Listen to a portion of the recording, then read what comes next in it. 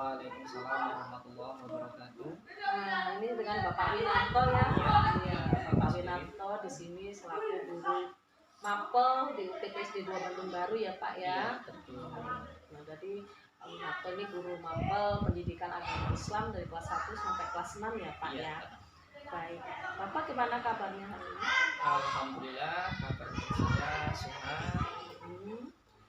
Bapak, hari ini kan kita mau berdiskusi tentang observasi ya Pak. Saya akan melakukan supervisi kepada Pak Winarto. Baik Pak Winarto, tujuan pengembangan diri apa yang ingin Bapak capai supervisinya? Jadi tujuan setelah nanti observasi nanti untuk meningkatkan kapasitas potensi pada diri saya setelah nanti observasi. Baik, Bapak kira-kira mau mengobservasi kelas berapa dan pelaksanaannya kapan? Jadi nanti untuk waktunya observasi nanti di hari Kamis tanggal 29 Februari, dan kemudian nanti untuk kelasnya nanti di kelas 6, kemudian jamnya jam kedua setelah istirahat. Baik, kemudian tujuan pembelajaran apa yang ingin Bapak capai? Mengenai tujuan pembelajaran nanti saya selaku guru ingin menerapkan kode-kode dalam kehidupan sehari-hari. Baik, jadi tujuannya ingin menerapkan kode tadi ya. Kemudian bagian mana Pak yang ingin saya observasi atau yang saya supervisi, yang saya amati lah? Iya, jadi nanti yang bisa diobservasi atau diamati nanti ini masalah keaktifan siswa, karena dalam kelas itu ada sebagian anak atau sebagian siswa ini yang kurang dalam keaktifan dalam pembelajaran. Oke, jadi keaktifan ya Pak ya, yang ingin Bapak diobservasi itu ya. Kira-kira Bapak akan menggunakan strategi apa dalam pembelajaran ini? Ini untuk penggunaan strategi nanti saya menggunakan strategi cooperative learning atau kelompok dengan menggunakan tutor sebaya.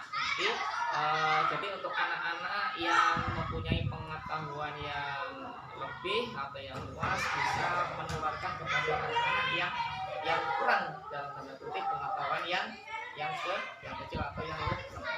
Oh begitu. Baik, jadi setelah Bapak jabarkan tadi semuanya, harapan Bapak setelah melakukan pembelajaran ini apa? Jadi harapannya nanti supaya nanti anak-anak yang dalam keaktifannya kurang bisa termotivasi atau bisa diberi rangsangan kepada anak-anak yang mempunyai pengetahuan yang lebih luas, kepada anak-anak yang tanda kutip yang kurang, supaya lebih aktif di kemudian hari. Baik Pak, jadi saya sudah paham dengan semua yang Bapak jelaskan tadi. Jadi nanti pada pelaksanaannya Bapak akan melakukan observasi itu di tanggal 29 Februari, tepatnya di hari Kamis, pada pembelajaran kedua. Jadi nanti saya akan masuk ke kelas Bapak pada saat Bapak mengajar di hari Kamis tersebut ya Pak. Iya. Nah, baik, terima kasih ya Bapak atas informasi dan keterangan yang Bapak sampaikan ini. Kebetulan saya masih ada kegiatan lagi, saya mau pamit dulu. Monggo Pak. Assalamualaikum warahmatullahi wabarakatuh.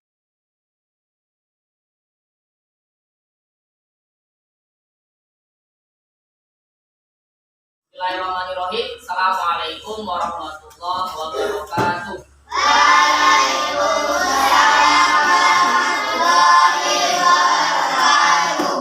Oke, untuk kabarnya semuanya sehat semua? Oke, terima kasih. Kalau sudah sehat semuanya, sudah bisa melaksanakan kewajiban kita, yaitu sholat tabikun. Untuk kehadirannya semuanya hadir semuanya? Baik, kalau sudah hadir, mudah-mudahan untuk mengawali perjumpaan pada siang hari ini, mari kita bersama-sama membaca lafal basmalah. Bismillahirrahmanirrahim. Yang sudah kita mengulas materi yang kemarin, pertemuan yang sudah lewat itu adalah indahnya saling membantu di dalam surat Al-Hujurat ayat 13 dan surat Al-Maidah ayat 3, 4, dan 5. Di dalam surat Al-Hujurat menerangkan bahwasanya kita dibolehkan saling tolong menolong itu dalam hal apa? Dalam hal kebaikan. Itu yang dibolehkan dalam Islam, tolong menolong dalam hal kebaikan dan takwa. Kemudian yang tidak dibolehkan tolong menolong dalam Quran Al-Hujurat itu adalah hal keburukan. Itu ya. Jadi pokoknya saling tolong menolong yang dibolehkan itu dalam hal kebaikan dan takwa, dan tidak boleh tolong menolong dalam hal keburukan atau kejahatan. Kita lanjut untuk materi selanjutnya, yaitu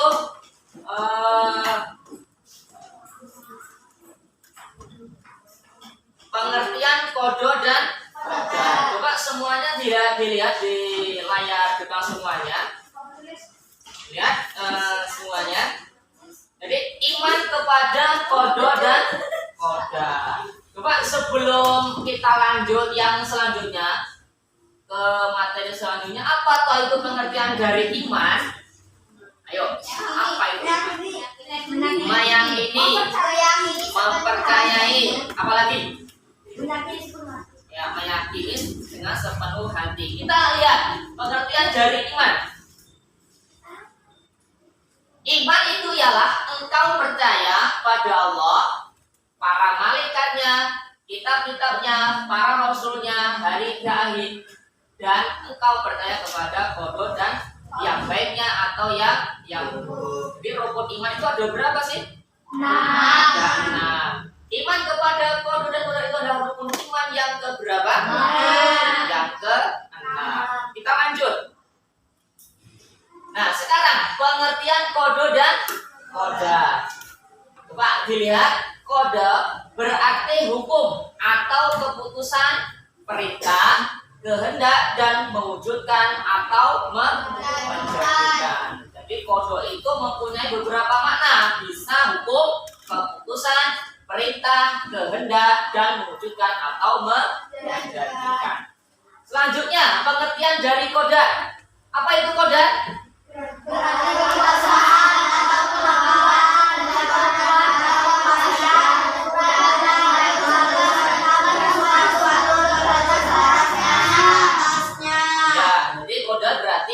kekuasaan atau kemampuan, ketentuan atau kepastian, ukuran dan mengatur serta menentukan sesuatu menurut batasnya. Qada itu sebelum diciptakan semua makhluk hidup atau alam semesta yang ditulis di Lauhul Mahfuz. Qada itu sudah ditentukan, sudah jadi. Kemudian pengertian iman kepada qada dan qadar, percaya bahwa segala apa yang terjadi di alam semesta ini seperti adanya siang dan malam, adanya tanah yang subur dan tandus, hidup dan mati, rezeki dan jodoh seseorang merupakan kehendak dan ketentuan Allah. Itu adalah pengertian dari qada dan qadar. Kemudian selanjutnya macam-macam takdir. Macam-macam itu ada berapa? 2. Apa saja? Takdir ya. Jadi kedua takdir itu bisa dilihat di depan. Jadi takdir mubrom adalah hal yang tetap, tidak dapat dirubah dengan kekuatan manusia. Ini dari takdir mubrom adalah takdir yang mana itu tidak bisa kita rubah, sudah ketetapan dari Allah Subhanahu wa Ta'ala. Kemudian sebaliknya, yang kedua, takdir mu'alaq adalah hal yang dapat diubah dengan usaha dan kekuatan manusia. Contoh dari takdir kubur sendiri apa? Yang mubrom,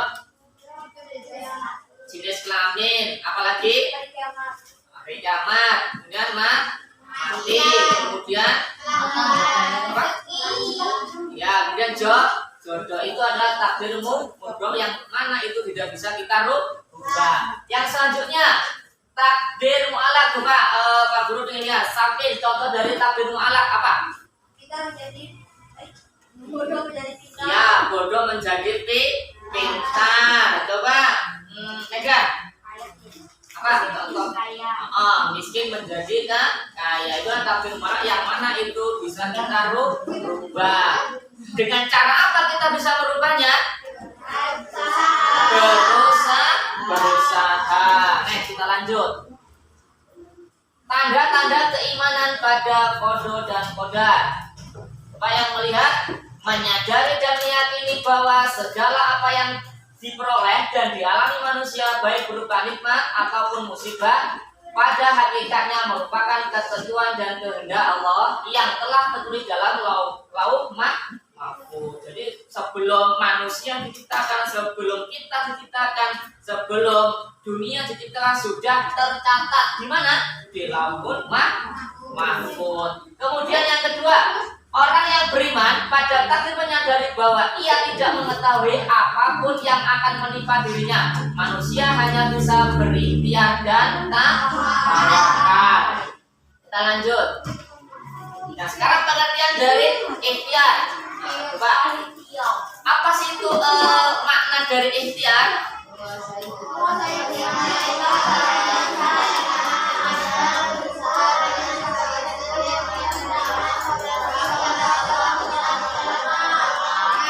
Intinya dari ikhtiar adalah berusaha dengan sungguh-sungguh. Dan itu ada menguasai bidang usaha yang dilaksanakannya, berusaha dengan sungguh-sungguh, melandasi usahanya dengan niat ikhlas karena Allah, berdoa kepada Allah agar memperoleh pertolongan. Itu adalah tawakal, itu berserah diri kepada qada dan qadar Allah setelah berusaha sekuat mungkin sesuai dengan kewajiban sebagai manusia. Tadi ketika kita yang tadinya belum pintar, bodoh ingin jadi pintar, yang pertama ikhtiar dulu, berusaha dengan sungguh-sungguh. Setelah kita berikhtiar, berusaha dengan sungguh-sungguh, barulah kita berdoa dengan sungguh-sungguh, meminta pertolongan kepada Allah. Yang terakhir ini adalah tawakal, berserah diri kepada Allah supaya hasilnya nanti lebih baik. Sekarang hikmahnya yang terakhir. Hikmah beriman kepada qada dan qadar. Apa saja hikmah dari beriman kepada qada dan qadar? Bahwa beserta isinya berjalan berdasarkan ketentuan Allah Subhanahu wa Ta'ala. Yang kedua, meningkatkan ketakwaan pada Allah.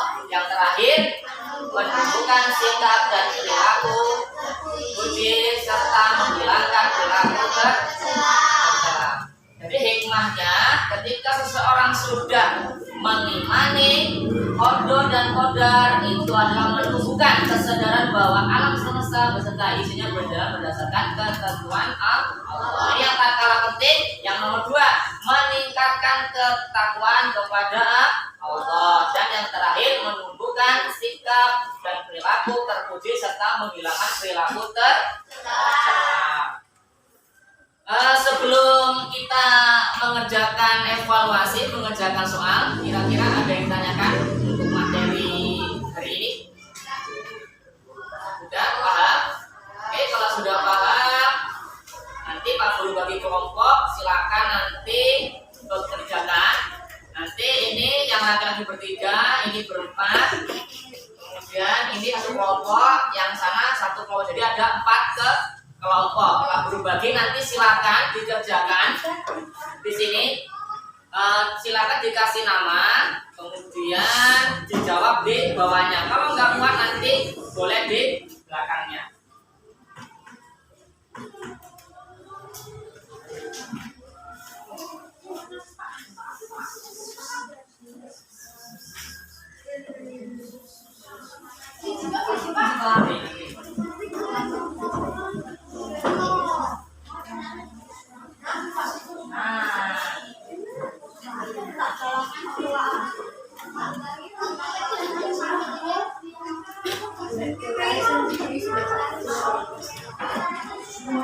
Silakan dikerjakan dengan silakan. Iya, dikasih nama kelompok, kemudian nanti dijawab di bawahnya. Nggak usah langsung ditulis nama kelompoknya, kemudian nanti di ya ini ketiga, ini berempat ya.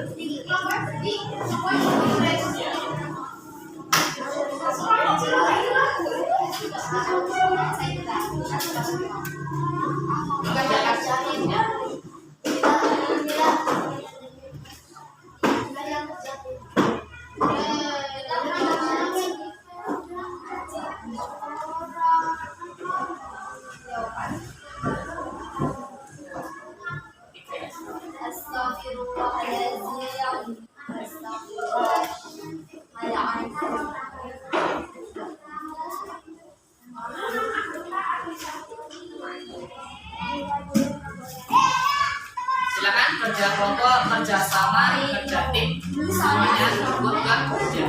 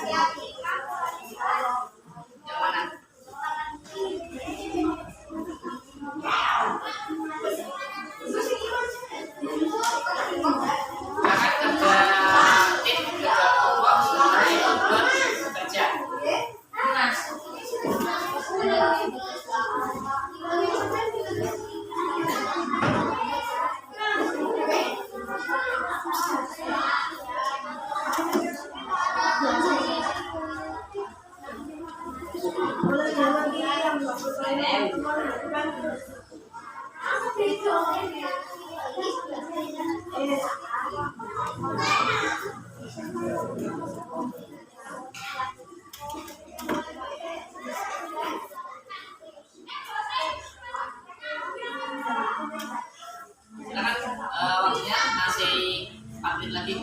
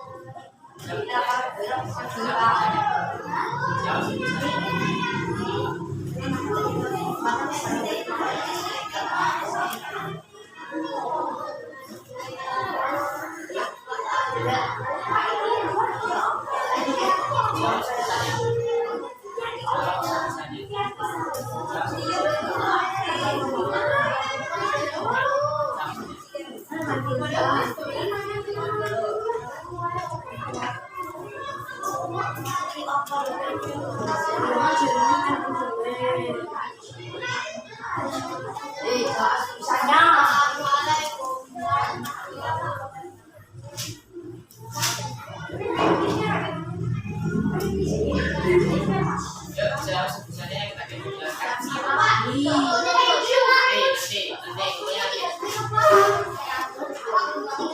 lagi ya, silakan nanti di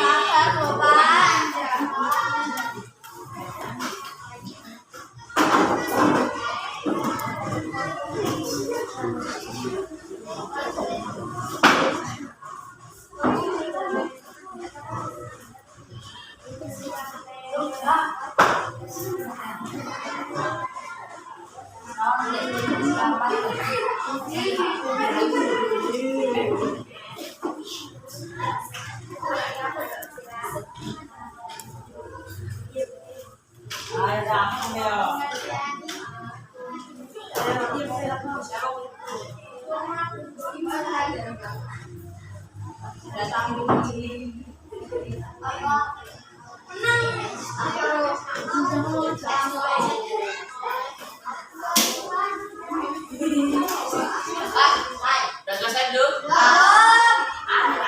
Silakan masing-masing ketuanya dikumpulkan ke depan. Sudah selesai?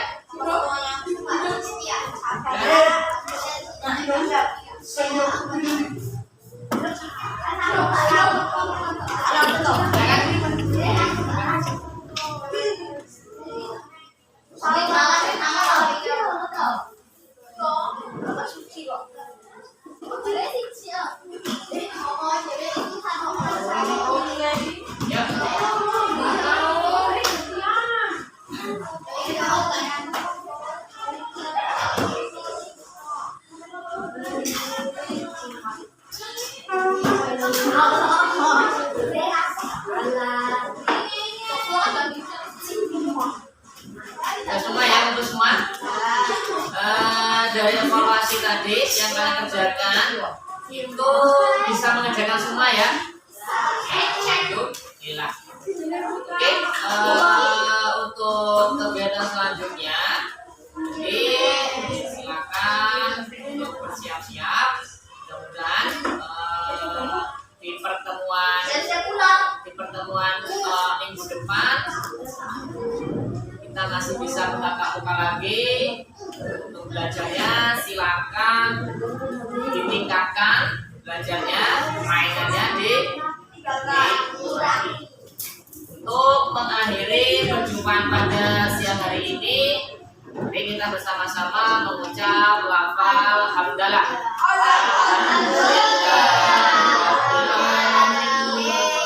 Ini itu dari Pak Guru. Kalau lebihnya mohon maaf. Assalamualaikum warahmatullahi wabarakatuh. Waalaikumsalam warahmatullahi wabarakatuh.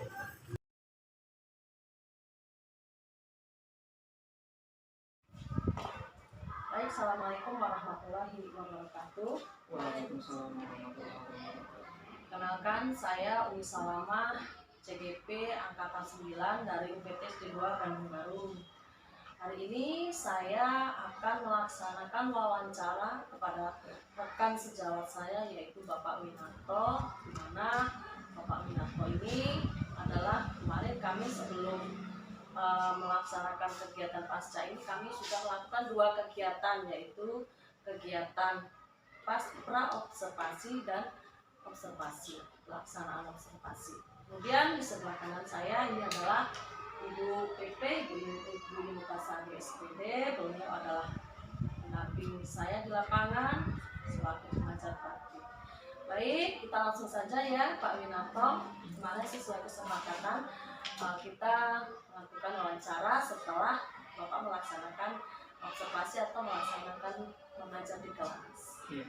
Ya, baik, gimana perasaannya setelah Bapak melaksanakan kegiatan pembelajaran di kelas? Dari setelah melaksanakan pembelajaran di kelas, alhamdulillah dari proses pembelajaran itu sudah baik, tapi nanti untuk kedepannya bisa lebih ditingkatkan ketika pelaksanaan pembelajaran itu sendiri.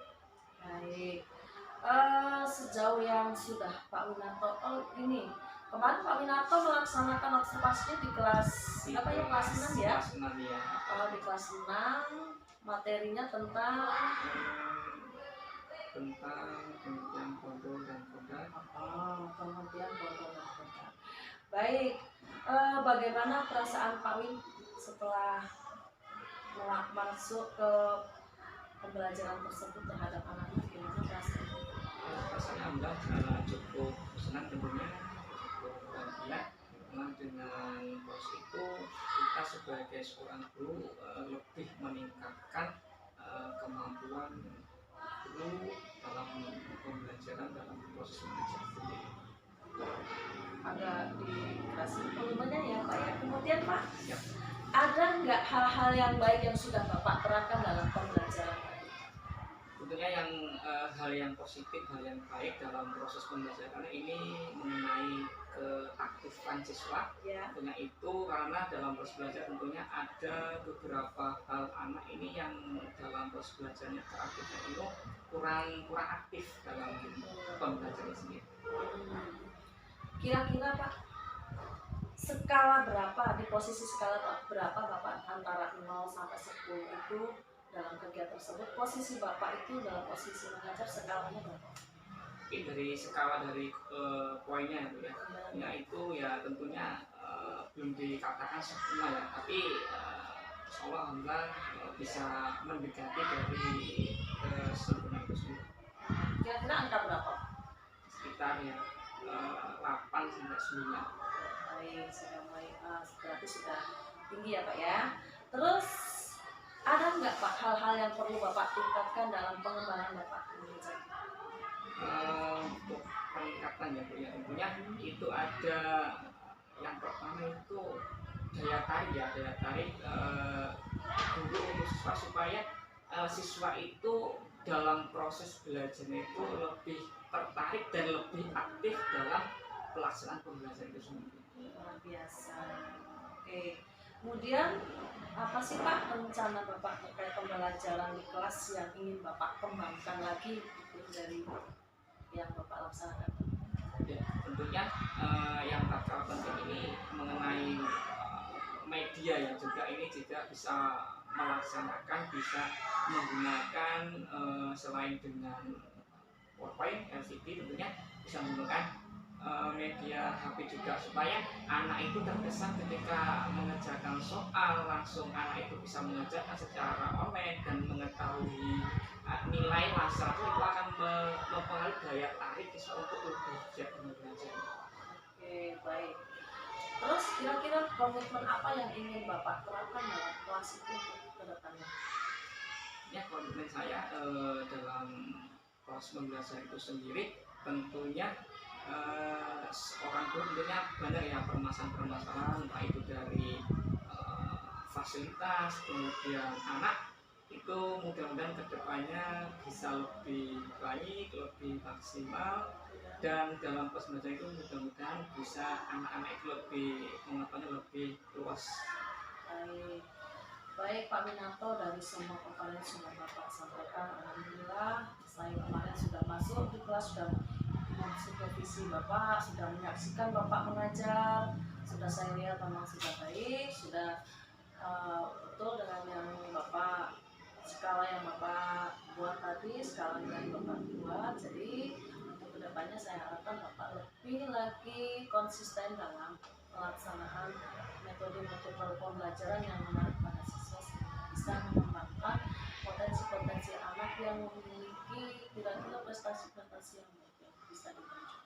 Terima kasih ya Pak Winato, hari ini sudah bisa berbincang-bincang dengan kami melakukan pasca observasi ini. Ini adalah tujuan untuk Bapak supaya apa yang Bapak kembangkan di kelas itu kekurangan dan kelebihannya bisa Bapak perbaiki ke depannya. Makasih ya Pak Winato. Iya, sama-sama. Saya akhiri. Assalamualaikum warahmatullahi wabarakatuh.